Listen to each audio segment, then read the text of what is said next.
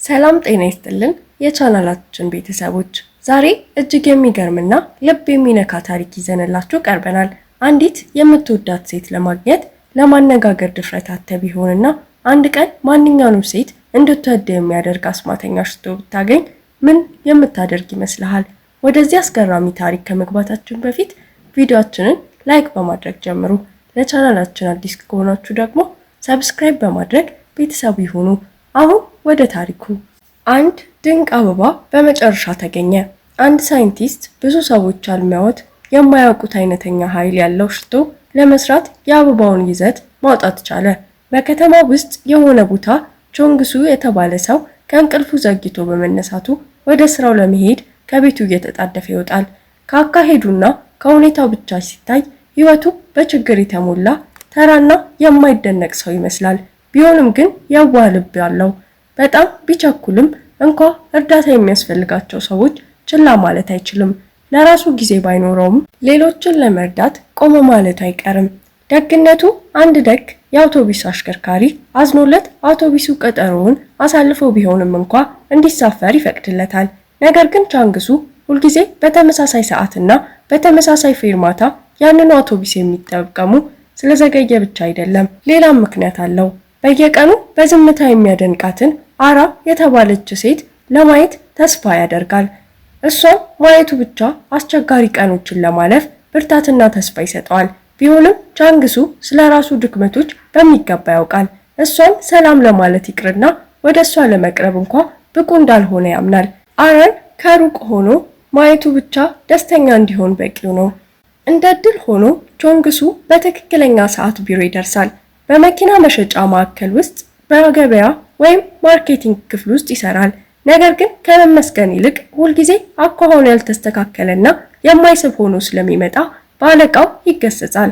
የሽቶዬ ፍቅር ወይም ላቭ ማይ ሴካንድ የሚለውን ታሪክም የሚጀምረው እዚህ ጋር ነው። በስራ ቦታ ቻንግሱ ለምን ሁልጊዜ እንደሚዘገይ በሚገባ የሚያውቅ ጁን ኢል የተባለ የቅርብ ጓደኛ አለው። ጁን ኢል ደፋር እንዲሆንና የሚወዳትን ሴት ስሜቱ እንዲገልጽላት ያበረታተዋል። ስሜቱን ደብቆ ማቆየቱ የበለጠ እንዲሰቃይ እንደሚያደርግ ያስጠነቅቀዋል። በሌላ በኩል አራ ስለ ፍቅር ህይወቷ ከቅርብ ጓደኛዋ ዩንሂ ጋር እያወራች ነው። አራ ላለፉት 5 ዓመታት ብቻዋን ነበረች። ዩንሂ አራ ለምን እንዲህ አይነት ተስፋ ቢስ እንደሆነች ሊገባት አይችልም። ለአራ የፍቅር ግንኙነት አሰልቺና አድካሚ ነው።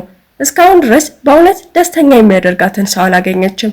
በአንድ ካፌ ውስጥ ሳለች አራ ሳይታሰብ የቀድሞ ፍቅረኛዋን ጄምስን ታገኘዋለች። ጄምስ ወሬ ለመጀመር ቢሞክርም አራ ምቾት አይሰማትም።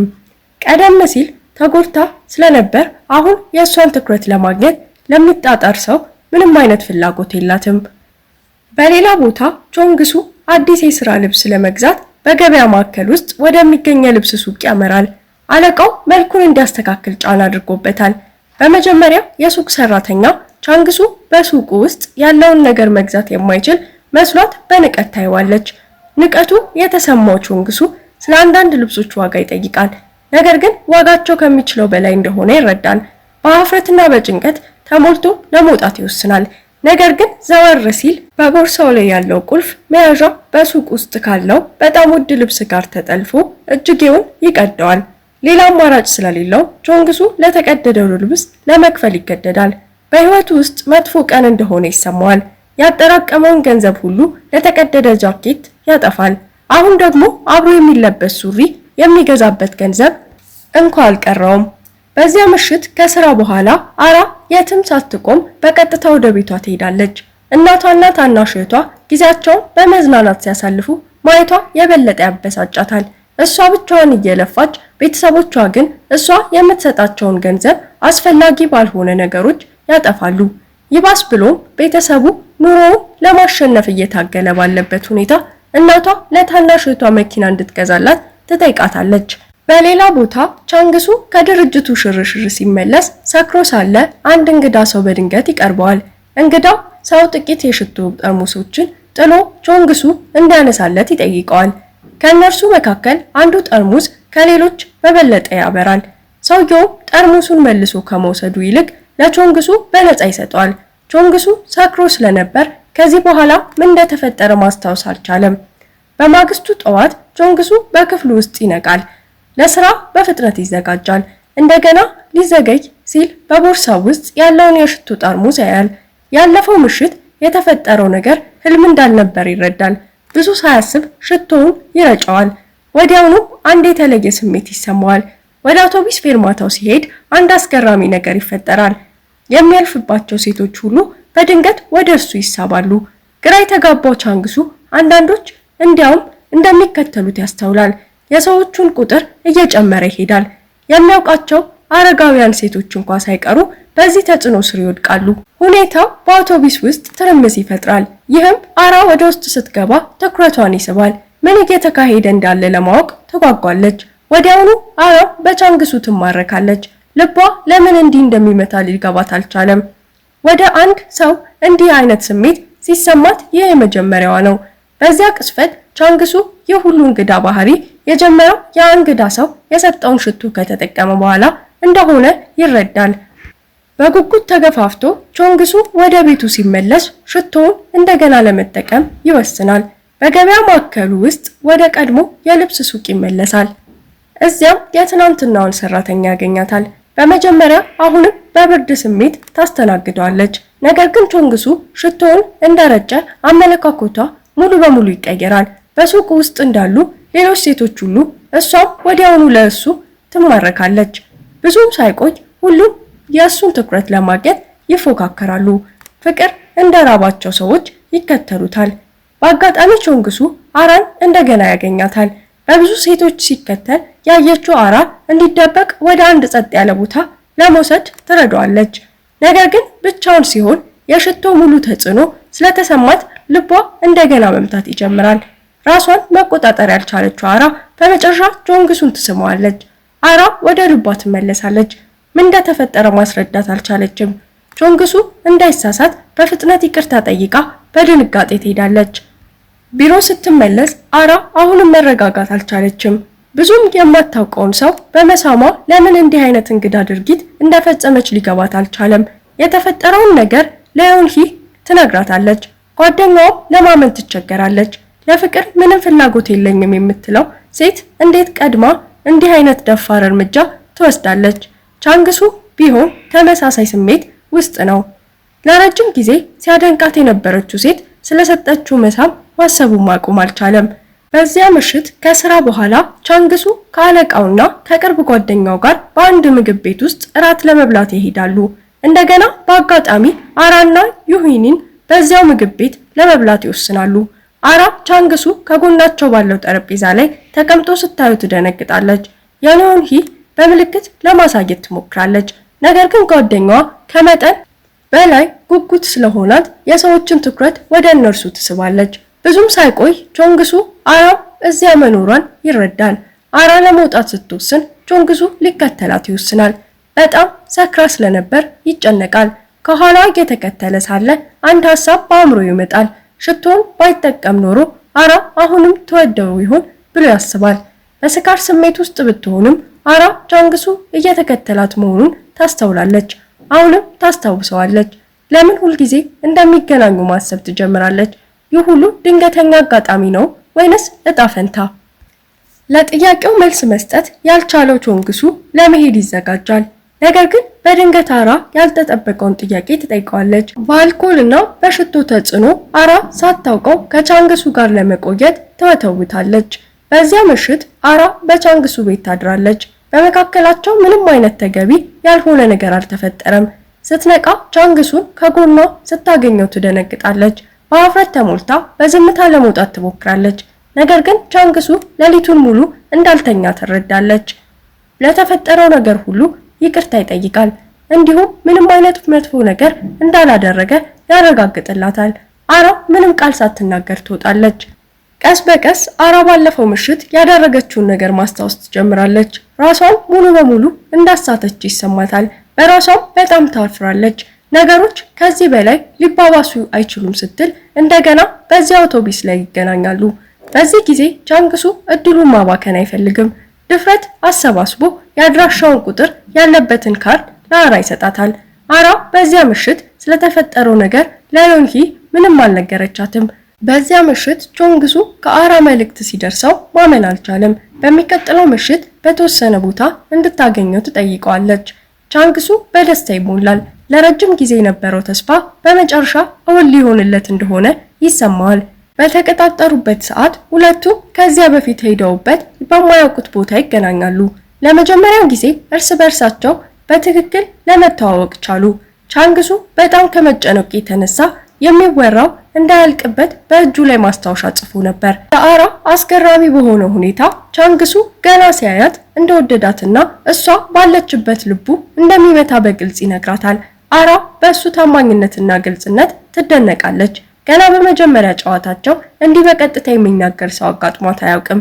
አራ ቾንግሱን እንደ ልዩና ቅን ሰው ታየዋለች። በዚህም ምክንያት ከሱ ጋር ስትሆን ነፃነት ይሰማታል። ወደ እሱ መሳብ ትጀምራለች። ወደ ቤት ሲመለሱ እጁን ለመያዝ አታፍርም። አንዱ የምትመኘው ነገር ቀላል ነው። ቻንግሱ አሁንም ሆነ ወደፊት እሷን እንዳለች እንዲወዳት ትመኛለች። ከዚያ ምሽት በኋላ ሁለቱም በይፋ ፍቅር ይጀምራሉ። እርስ በርሳቸው ቀስ በቀስ እየተረዱ ወደፊት ለመራመድ ይሞክራሉ። ከቾንግሱ ጋር መገናኘት የአራን ልብና አእምሮ ይከፍተዋል። ደስታ በእውነት ምን ማለት እንደሆነ መረዳት ትጀምራለች። በየቀኑ ፍቅረኛዋን ለማየት ትጓጓለች። ምንም እንኳ መልክና ባህሪው ተራ ቢመስልም ቻንግሱ በጣም አሳቢ ነው። የአራ እግር እንደተጎዳ ሲያይ ፈቃድ ጠይቆ መድኃኒት ለመግዛት ወደ ፋርማሲ ይሮጣል። አራ ራሷ እንኳን እንደተጎዳች ባታውቅም ከቾንግሱ ጋር ስትሆን ህመሟ ሁሉ የሚጠፋ ይመስላታል። እነዚህ ትናንሽ ግን አሳቢነት የተሞላባቸው ድርጊቶች አራን በጥልቅ ይነካታል። ቾንግሱ ወደ ህይወቷ በመምጣቱ በእውነት አመስጋኝ ናት። አንድ ቀን ቾንግሱ ወደ ቤቱ ሲሄድ አንድ አስፈላጊ ነገር በድንገት ይረዳል። አራ በቤቱ ካደረችበት ምሽት ጀምሮ ያን አስማታዊ ሽቶ ጨርሶ አልተጠቀመውም። እንዲያውም በይፋ ፍቅረኛሞች በሆኑበት ቀንም እንኳ አልተጠቀመውም። ይህ መረዳት ቻንግሱ በደስታ ይሞላዋል። ይህም ማለት አራ በእውነት የወደደችው እሱን ነው እንጂ በሽቶ ተጽዕኖ አይደለም። ነገር ግን የቀድሞ ፍቅረኛዋ ጄምስ በሚስጥር ከሩቅ መከታተል ሲጀምር ደስታቸው ስጋት ላይ ይወድቃል። ጄምስ ያን ሳቢ ሽቶ የሰራው ሳይንቲስት እንደሆነና ቾንግሱ ለመከራ እንደተጠቀመበት ይገልጣል። ቻንግሱ የሚገናኘው ሴት አራ ትሆናለች ብሎ ፈጽሞ አልጠበቀም ነበር። እውነቱ ግን ጄምስ አሁንም ይወዳታል። በቅናት ተገፋፍቶ ጄምስ ቻንግሱን ይጋፈጠዋል። በሽቶ የተገኘ ማንኛውም ነገር እውነተኛ እንዳልሆነ ያስጠነቅቀዋል። ሽቶውን የሰራው እሱ እንደሆነ በግልጽ ይናገራል። ከዚያ ግንኙነት በኋላ ቾንግሱ ከእንግዲህ ሰላም ሊሰማው አልቻለም። ከወትሮ በበለጠ ዝምተኛና በጭንቀት የተሞላ ይሆናል። አራን እንዳጣ ሁልጊዜ ይፈራል። አንድ የበዓል ቀን ይመጣል። ቾንግሱ ከአራንና ከቅርብ ጓደኞቹ ጋር ለሽርሽር ይሄዳሉ። በአጋጣሚ ሽርሽሩ በቾንግሱ የልደት ቀን ላይ ይውላል። ለአራ የአንገት ሐብል በስጦታ ይሰጣታል። ይህም በጣም ያስደስታታል። ለመጀመሪያ ጊዜ ለሽርሽር መውጣቷ ነው። እንዲሁም ከምትወደው ሰው እንዲህ አይነት ትርጉም ያለው ስጦታ ስታገኝ የመጀመሪያዋ ነው። በማግስቱ በስራ ቦታ አራ በጠረጴዛዋ ላይ የስጦታ ሳጥን ታገኛለች። ውስጡ የሽቶ ጠርሙስ አለ። ምንም አይነት ስም አልተጻፈበትም። ስለዚህ ቾንግሱ እሱ እንደላከው ትጠይቀዋለች። ቻንግሱ ስለ ስጦታው ምንም የሚያውቀው ነገር የለም። ይህም የበለጠ እንዲጨነቅ ያደርገዋል። በዛው ቅስፈት ጄምስ በድንገት ወደ አራ ይቀርባል። ሽቶውን የላከው እሱ እንደሆነ ይናገራል። እሱ የሰጣት ጠርሙስ ተራ ሽቶ እንደሆነ ቾንግሱ ያለው ሽቶ ግን ሴቶችን ለመሳብ የሚችል በዓለም ላይ ብቸኛው ሽቶ እንደሆነ ያስረዳታል። ጄምስ አራ ለቾንግሱ ያላት ስሜት የተፈጠረው በዚህ ሽቶ ምክንያት እንደሆነ ይናገራል። ለሱ እንደ አራ ያለች ሴት እንደ ቾንግሱ ያለ የማይረባ ሰው ልቧን ትሰጣለች የሚለው ነገር ትርጉም አይሰጣውም። ይህ ጊዜያዊ ቅዠት እንደሆነና አራ ፍቅር መስሏት እንደተሳሳተች ይነግራታል። አሁንም ጥርጣሬ ካላት ስለ ሳቢው ሽቶ ቾንግሱን በቀጥታ እንድትጠይቀው ይነግራታል። ግራ የተጋባችውና የተናወጠችው አራ ለቻንግሱ ሳትነግረው ወደ ቤቷ ለመሄድ ትወስናለች። በዚህ ምሽት አራ ስሜቷ መጀመሪያ የተቀየረበትን ጊዜ ደጋግማ ታስባለች። በአውቶቡሱ ላይ ቻንግሱን ስታገኘው ራሷን መቆጣጠር እንዳልቻለችና ለእሱ ያላት ፍቅር እንዴት እንዳደረጋት እንደመጣ ታስታውሳለች። በስሜት ትርምስ ውስጥ ሆና አራ የቻንግሱን ስልክ ላለመመለስ ትመርጣለች። አንድ ቀን አራ በመጨረሻ ለቾንግሱ ምግብ ይዛ ወደ ቤቱ ትሄዳለች። ስሜቷ የተረበሸ ቢሆንም እንደተለመደው ለመሆን ትሞክራለች። ከበሉ በኋላ ቻንግሱ ሲደብቀው የነበረው ነገር እንዲነግራት ትጠይቀዋለች። ከቻንግሱ ጋር ከመገናኘቷ በፊት አራ ደስተኛ አልነበረችም። ስለ ፍቅርም ምንም አታውቅም ነበር። ነገር ግን ፍቅር ምን እንደሆነ መረዳት የጀመረችበት ወቅት አንድ ሰው መጥፎ ስሜት ሁሉ ውሸት እንደሆነ ይነግራታል። የቻንግሱ ስሜት እውነተኛ ሊሆን ይችላል። የሷስ በእውነት ቻንግሱን ትወደዋለች ወይንስ የሽቶ ተጽዕኖ ነው? አራ ቻንግሱን ደብቆት የነበረውን ሽቶ ስታገኝ በስሜቷ እንደተጫወተባት በማመን በጣም ታዝናለች። እሷ ስትሄድ ዝም ብሎ ማየት ያልቻለው ቻንግሱ ሊከተላት ይወስናል። አራ ወደ ቤቷ ከመሄድ ይልቅ ጄምስ ቀደም ብሎ ወደ አሳያት ቦታ ትሄዳለች። እዚያም ጄምስ ምርመራ የሚያደርግበት ክፍል ውስጥ ትገባለች። ጄምስ ሕይወቷን ሙሉ ሲከታተላት እንደነበር ስታውቅ በጣም ትቆጣለች። በዚህ ማስረጃ ፊት እሱን እንደ አሳዳጅና እንደ እብድ ታየዋለች። ብዙም ሳይቆይ ቻንግሱ ወደ ክፍሉ ይገባል። ጄምስ ሽቶ ሰውን በፍቅር እንዲወድቅ ለማድረግ ታስቦ የተሰራ እንዳልሆነ ያስረዳል።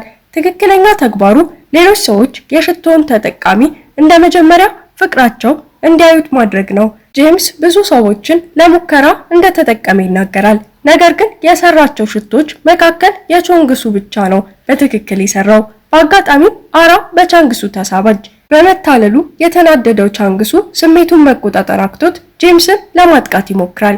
ነገር ግን ሽቶ ከእጁ ያመልጣል። ጄምስ አራ የእሱን መጀመሪያ ፍቅር እንደምትሆን በማመን ሽቶውን ለራሱ ሊጠቀሙ ይሞክራል። ነገር ግን እውነቱ አራ ከቻንግሱ በፊት ማንንም በእውነት ወዳ አታውቅም ነበር። በዚህም ምክንያት የምታየው ፊት የጄምስን ሳይሆን የቻንግሱን ነው። ይህም ቻንግሱ የአራ እውነተኛ መጀመሪያ ፍቅር መሆኑን ያረጋግጣል። ሽቶ በአራ ውስጥ ተደብቆ የነበረውን ፍላጎት ከማጠናከር ውጪ አዲስ ነገር አልፈጠረም። ጄምስ ትኩረቱን ሲያጣ ቻንግሱ ተስፋ ሳይቆርጥ ይታገላል። በዚህም ሽቶ ከጄምስ እጅ ይወድቃል። በዚያ ቅጽበት አራ እድሉን ተጠቅማ የሽቶውን ጠርሙስ ትሰብረዋለች። ጄምስ ብቸኛውን የሰራለትን ሽቶ በማጣቱ ተስፋ ይቆርጣል። አራን ተከትሎ የሄደው ቻንግሱን ሁሉንም ነገር ያስረዳታል። የእሱ ስሜትና ለሷ ያደረገው ነገር ሁሉ እውነተኛ እንደነበር ይነግራታል። ቢሆንም ግን ውሸቱን ማታለሉ አራ በጣም እንድትዋረድ አድርጓታል። ብቻዋን በክፍሏ ውስጥ ሆና አራ ከቻንግሱ ጋር ያሳለፈችውን ቆንጆ ጊዜያት ታስታውሳለች። ይህ ሁሉ የሽቶ ተጽዕኖ ብቻ ቢሆን ኖሮ ስለ እሱ ስታስብ ለምን ልቧ አሁንም ይጨነቃል? ለምንስ ለእሱ ያላት ስሜት አልቀነሰም? ከዚህ ቀን ጀምሮ ሁለቱም የየራሳቸውን መንገድ ለመሄድና ላለመገናኘት ይወስናሉ። ጊዜ እያለፈ ሲሄድ ሁለቱም እያደጉና እየበሰሉ ይሄዳሉ። ከእናቷና ከታናሽ እህቷ ጋር አስቸጋሪ ግንኙነት የነበራት አራ ቀስ በቀስ እነሱን መቀበል ትማራለች። እርስ በርሳቸውም እንደ ቤተሰብ መደጋገፍ ይጀምራሉ። ቻንግሱ ጥቂት በጥቂት እየተቀየረ ይሄዳል። መልኩንና አመለካከቱን ለማስተካከል ይጥራል። ይህም በስራው ላይ ትልቅ ለውጥ ያመጣል። በጊዜ ሂደትም ወደ ከፍተኛ የስራ ደረጃ ይሸጋገራል። በአዲሱ ኃላፊነቱ ቻንግሱ መኪና መግዛት በቀላሉ ይችላል። ቢሆንም ግን በዚያ ልዩ ቀን የቀድሞ ህይወቱን የመጎብኘት ፍላጎት ያድርበታል። ከመንዳት ይልቅ ወደ ስራው በእግሩ ለመሄድ ይመርጣል። በመንገድ ላይም ቀደም ሲል ይረዷቸው የነበሩትን ሰዎች ሰላም ይላል። እንደ ቀድሞ በተመሳሳይ ሰዓትና በተመሳሳይ ፌርማታ ያንን አውቶቡስ ይጠብቃል። ለቻንግሱ ያ ቅጽበት ትዝታ የተሞላበትና አራን ስለሚናፍቅ የሚጎዳ ስሜት አለው። አውቶቡሱ በሚቀጥለው ፌርማታ ሲቆም በአጋጣሚ ይሁን በዕጣ ፈንታ አራ ወደ አውቶቡሱ ትገባለች። ቻንግሱ በመገረም ይመለከታታል። በተለይም የሰጣትን የአንገት ሐብል አሁንም ማድረጓ ሲያይ ይደነቃል። አራ ያኔ ለቻንግሱ ያልነገረችው አንድ እውነት አለ።